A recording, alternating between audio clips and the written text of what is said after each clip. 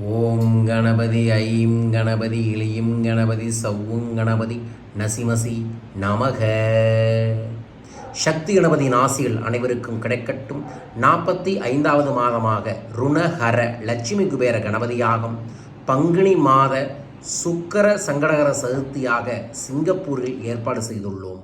உங்கள் வாழ்வில் இருக்கக்கூடிய ருணம் என்ற வழி, ருணம் என்ற கடன், ருணம் என்ற பணத்தடைகள் சரியாக இந்த யாகத்தில் உங்கள் பெயரையும் சங்கல்பம் செய்யுங்கள்.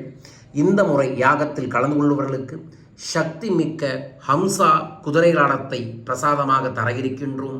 இதை உங்கள் இல்லத்தில் பூஜை அறையிலேயோ அல்லது உங்கள் படுக்கை அறையிலேயோ அல்லது வீட்டின் நுழைவாயிலிலோ மாட்டி வைப்பதன் மூலமாக வீட்டிற்குள் வரக்கூடிய திஷ்டி தோஷங்கள் நிவர்த்தியாகும். உங்கள் வீட்டுக்கு வரக்கூடிய எதிர்மறைகள் தடுத்து நிறுத்தப்படும். உங்கள் பெயரையும் சங்கல்பம் செய்யுங்கள்.